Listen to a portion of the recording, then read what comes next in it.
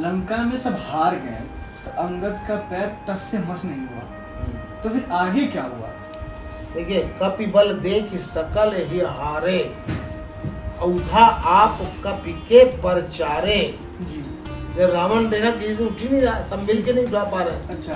तो खुद रावण उठता है। पैर। हाँ, और आता है तो अंगद के पैर पकड़ने की कोशिश करता है। जैसे अंगद के पैर पकड़ने की कोशिश करता है तो उसमें लिखा है, गहत चरण कहा बालिक कुमारा, मम पद गहे न तोर उबारा। मेरा पैर छूने से तुम्हारा उद्धार नहीं होगा। अच्छा। घासी न राम चरण सठ जाई, असुनत फिरा मन अति सकुचाई। अरे राम जी के पैर छुओ, मेरे के छूते। हाँ, तो तुम्हारा उद्धार हो जाएगा। ऐसी उनकी बेइज्जती करने के बाद तो भय तेज हत श्री सब गई, मध्य दिमस जिम सस सोहई। और यहाँ पर तुलसीदास जी ने एक इशारा किया है। भगवान शंकर कहते हैं, देखो पार्वती, एक दूत ने इतना बड़ा संकल्प ले लिया, ये मेरा पैर एक उठा लोगे रावण से तो मैं सीता को हार जाऊंगा, रामचंद्र जी वापस चले जाएंगे। कितना बड़ा मतलब चाहे संकट मोल ले लिया था। तो किसके बल पे ले लिया? तो उसमें कहा है, उमा राम की भ्रकुटी बिलासा, अहोई विश्व पुनि पावई नासा। हे पार्वती जी, जिस भगवान के भ्रकुटी को देखने से ये विश्व नष्ट हो जाता है और फिर वापस प्रकट हो जाता है, ऐसे भगवान के दूत के लिए कौन सा मुश्किल है। तृणते कुलिस कुलिस तृण करई, अतासु दूतपन कहु किम तरई। जो घास को वज्र बना दे, वज्र को घास बना दे, ऐसे भगवान राम के दूत का प्रण कैसे टल सकता है। ये बहुत सुंदर प्रसंग है। इसके बाद वहाँ पे लड़ाई शुरू हो जाती है। फिर वो वापस राम के पास अंदर आते हैं। हाँ, वापस आते हैं और सब देखा ले, पूरा देखा है, हनुमान जी ने भी देख लिया था। फिर ये चारों दौरों से सेना लड़ाई जाती है और सेना लगा करके लड़ाई चलती है जी। और इस तरह से लड़ाई होती है, अलग अलग सेना नायक मारे जाते हैं। तो इसका पूरा युद्ध का वर्णन है, युद्ध होता है वहाँ पर। इसमें कुछ तिथियां हम बताएंगे।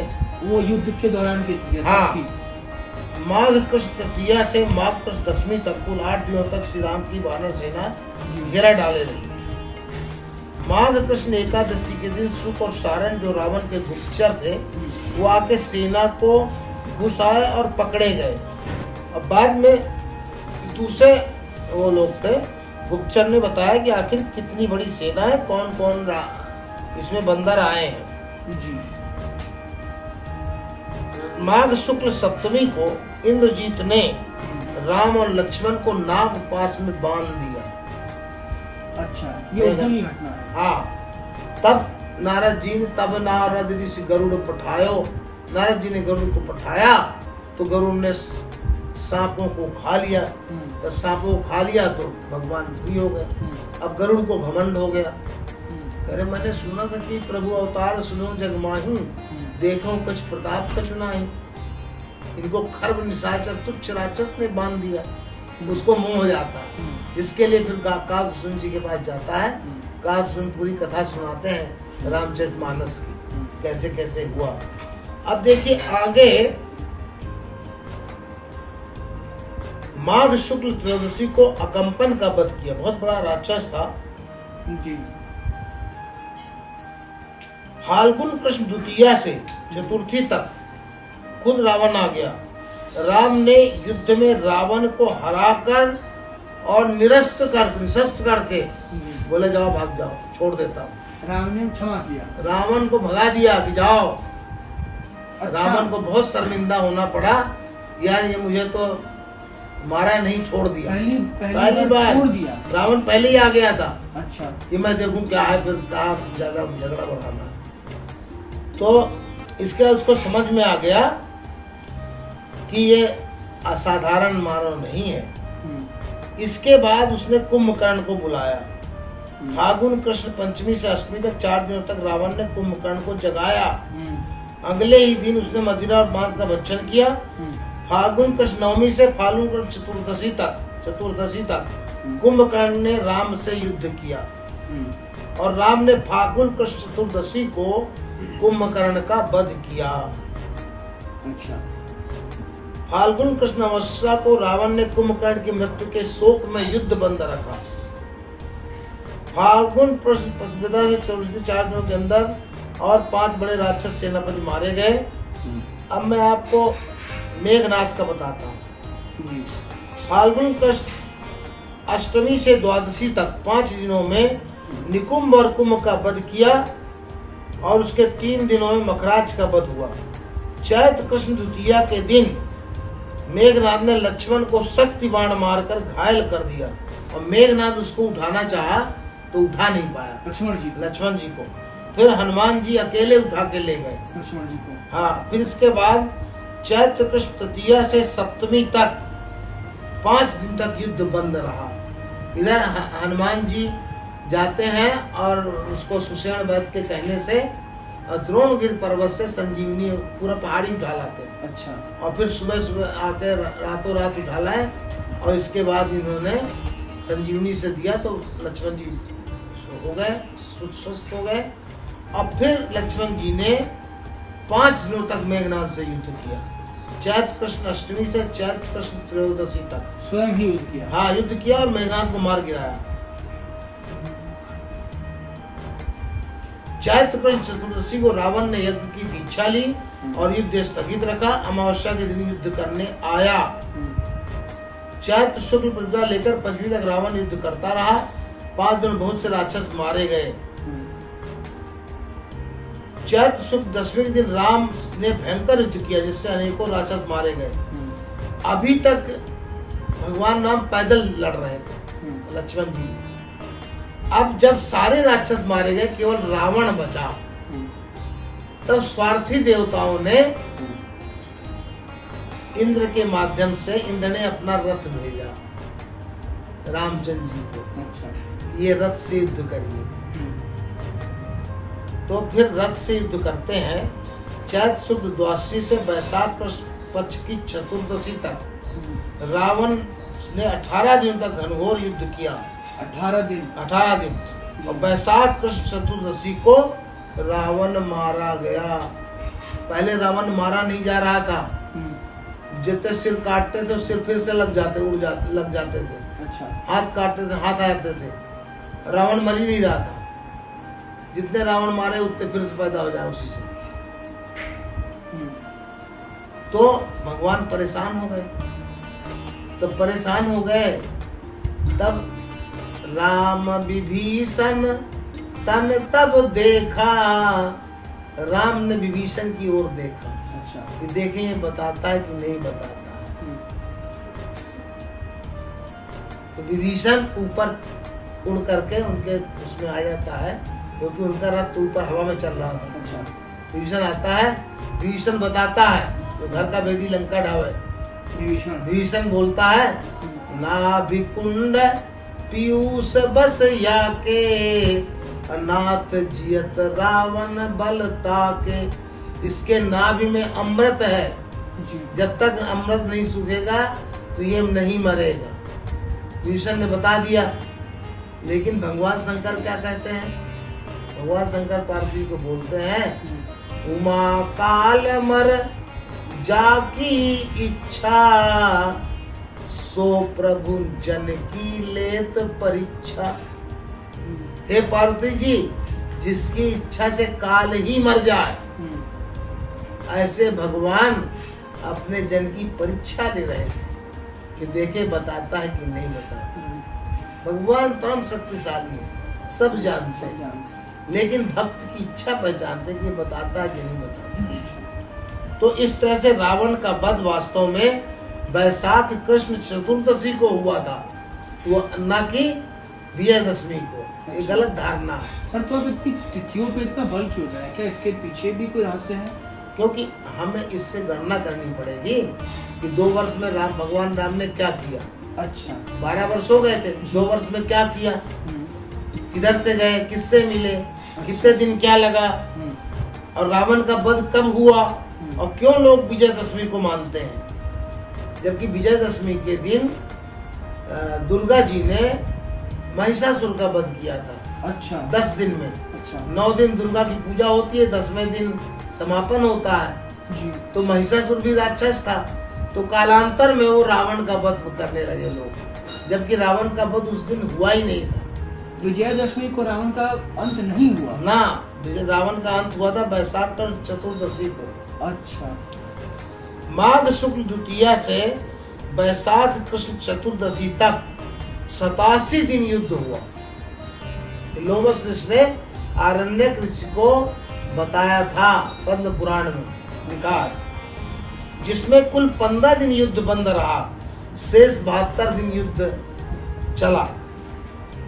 रावण का वध हो गया। फिर अमावस्या अगले को भगवान ने विभीषण से कहा कि तुम इनका दाह कर्म करो। अमावस्या को रावण का दाह संस्कार किया जाता है, चिता में आग उसके शरीर को जलाया जाता है। प्रतिपदा आ गई तो अच्छा तिथि नहीं मानी जाती। चैत्र शुक्ल प्रतिपदा को राम युद्धभूमि में रात्रि विश्राम किया। द्वितीया को वैशाख शुक्ल द्वितीया को विभीषण को राज्याभिषेक मिलता है, और वैशाख शुक्ल तृतीया को सीता जी को ससम्मान निर्मुक्त किया जाता है। जब सीता जी आती है पालकी में चढ़ करके, तो राम कहते हैं कि पैदल लाइए, देखें सब जननी की नाई, माता की तरह जिसे सब देखे। लेकिन ये सीता जी तो छाया की सीता थी। तो भगवान राम ने कुछ दुर्वचन कहे, भाई तुम इतने दिन लंका में रही तो अपनी पतिव्रता की वो दो, परीक्षा दो। अच्छा, तो सीता जी ने कहा लक्ष्मण हो धर्म के नेगी, अपावक प्रकट करो तुम बेगी। चिता लगाओ, और यदि मेरे मन में राम के अलावा कोई नहीं है तो मैं अग्नि में कूद करके और वैसे ही निकल आऊंगी। ये परीक्षा वहीं पे हुई, लंका से लंका में। अच्छा, इसके बाद सीता जी ने लंका दहकती आग में कूद जाती हैं, और फिर उसमें ऐसे जैसे शीतल अग्नि हो, चंदन जैसे बाहर निकल आती हैं। उसमें तुलसीदास ने लिखा है कि जैसे समुद्र ने लक्ष्मी जी को सौंपा था, ऐसे अग्नि देवता ने, जहाँ की पृष्ठ की थी, अग्नि देवता ने सीता जी को हाथ से लेकर के भगवान राम को समर्पित किया। तो छाया रूप चला गया और वास्तविक सीता आ गई। अच्छा, तो सीता जी कब आई, अग्नि परीक्षा कब हुई, वैशाख शुक्ल तृतीया को। अब इसके बाद सभी बहुत सारे जो वानर मारे गए थे, राक्षस भी मरे थे, तो अब इंद्र आता है। सभी देवता ऐसे आते हैं भगवान की प्रशंसा करने, इंद्र भी आता है। तो इंद्र बोलता है मेरे लिए क्या आज्ञा। तो भगवान कहते हैं कि मेरे लिए ये मरे हैं, इसलिए इन्हीं जियाव सुरेश सुजाना, मम हित लागी तजे इन प्राणा, इन्हीं जियाव सुरेश सुजाना। हे सुरेश, इनको जिला दो, बानर भालू जो है। अच्छा, तो इसमें भगवान शंकर कहते हैं कि केवल शक्र ही दीन बढ़ाई। भगवान तो काल को ही मार सकते हैं, जिला सकते हैं, लेकिन केवल इंद्र को बढ़ाई दिया। तो सुधा वृष्टि भई दुहु दल ऊपर, जिए भालू कप नहीं रजनीचर। भालू कब जी गए, राक्षस नहीं जिए, अमृत से भी। क्योंकि रामायण हो गए थे, राम को मारेंगे करके राम को हो गए थे, और इनके अंदर बड़ी इच्छा थी कि हमें जीतना है, राम को विजयी करना है, सीता जी को दिलाना है, इसलिए ये लोग जी गए, सभी बानर भालू जितने आए थे। इसके बाद उन्होंने कहा कि भगवान ने विभीषण से कि भाई ऐसा है कि 14 वर्ष होने के बाद अगर एक दिन भी रहूंगा तो भरत जो है अपना शरीर त्याग देगा, इसलिए मुझे पुष्पक विमान दो। बोले सब आपका है, हमें भगवान ने कहा हमें कुछ नहीं चाहिए, हमें पुष्पक विमान दे दो ताकि हम जाके शीघ्र अयोध्या पहुंच जाएं। तो वैशाख चतुर्थी को पुष्पक मास से भगवान चलते हैं सब सीता जी को दिखाते हुए, और वैशाख शुक्ल पंचमी को भगवान राम प्रयागराज पहुंच जाते हैं भरद्वाज जी के आश्रम। और वहीं से हनुमान जी को भेजते हैं। 14 वर्ष पूरा हो गया, गिनती भी देखी कितनी सटीक गिनती है। और हनुमान जी को बोले कि जाके तुम भरत जी को बता दो कि भगवान आ गए और कल आ जाएंगे अयोध्या में। वैशाख शुक्ल षष्ठी को भगवान राम गंगा नदी को पार करते हैं। वहां पे सीता जी गंगा जी की पूजा करती हैं, और फिर भगवान का पुष्पक विमान षष्ठी को, वैशाख शुक्ल षष्ठी को अयोध्या आ जाता है। अयोध्या भगवान वैशाख शुक्ल षष्ठी को आते हैं। और वैशाख शुक्ल सप्तमी को भगवान राम का राज्याभिषेक होता है। जब भगवान राम उस समय कितने वर्ष के थे? 42 वर्ष के, और सीता जी उस समय 33 वर्ष की थी। और सभी ये विभीषण, सुग्रीव, अंगद, नल, नील, बड़े बड़े युद्धपति, हनुमान जी, सब ये लोग विमान में ही आ गए थे, क्योंकि पुष्पक विमान मन की गति से चलता था। अच्छा। कोई उसके लिए चालक नहीं था। अच्छा। क्या विदाउट मैन चलता है ना, जो बोलते आजकल जिस तरह से वो चलते हैं ना, खुद स्वतः चालक, जो आजकल के ड्रोन चल रहे हैं ना, ऐसे। और उसमें एक और विशेषता थी, जितने लोग चाहे उतने बैठ सकते हैं। अच्छा। उतना सीट बढ़ जाती थी पुष्पक विमान की। हाँ, इस तरह से भगवान राम पुष्पक विमान बैठ करके अयोध्या को पहुंच जाते हैं, और भगवान राम का राज्याभिषेक वैशाख शुक्ल सप्तमी को हो जाता है। अच्छा, एक प्रश्न और बनता है, तो फिर दिवाली किस दिन मनाई जाती है? देखिए, दीपावली का जो दिन है भगवान राम के कारण नहीं मनाया जाता। भगवान कृष्ण ने नरकासुर का, जो गुवाहाटी में था, उसका वध किया था। 16,100 राजकुमारियों को बंदी बना रखा था, उनको छुड़ाया था, और उन्होंने पति रूप में प्राप्त करना चाहा। भगवान कृष्ण ने उनको पति का अधिकार प्रदान किया, और नरक चतुर्दशी को उसका वध किया था, नरकासुर का। सभी जगह की राजाओं की लड़कियां थी, देव, धनुष, गंधर्व, सब थी। इसलिए संपूर्ण ब्रह्मांड में नरकासुर के मरने से खुशी मनाई गई थी। इसलिए अमावस्या को दीपावली का त्योहार मनाया जाता है उस उपलक्ष्य में। कालांतर में इससे जोड़ दिया, जबकि ऐसा नहीं है कि भगवान राम दीपावली के दिन आए थे। यहाँ एक और बहुत बड़ा भ्रम चल रहा है।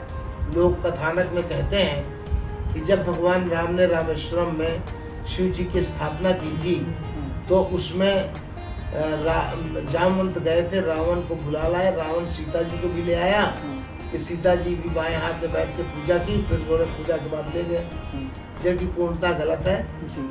भगवान राम ने हाथ से ही बालू से शिवलिंग बना दिया था, और पुजारी तो सुग्रीव खुद राजा थे, कोई बंदर थोड़ी थे।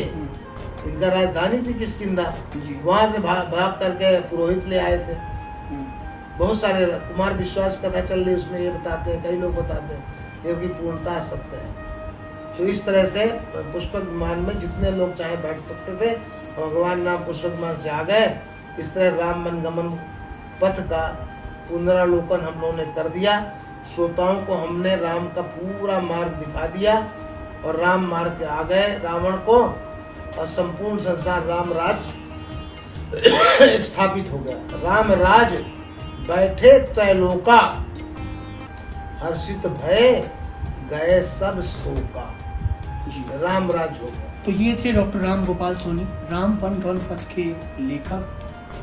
हमारी यात्रा अयोध्या से शुरू हुई और पुनः अयोध्या वापस आ गए। जो दर्शक पहले एपिसोड से हमारे साथ जुड़े होंगे, उन्होंने संपूर्ण रामायण के साथ साथ उन जगहों और स्थानों को भी चिन्हित किया होगा जहाँ से प्रभु चले थे और जिन रास्ते से प्रभु आए थे।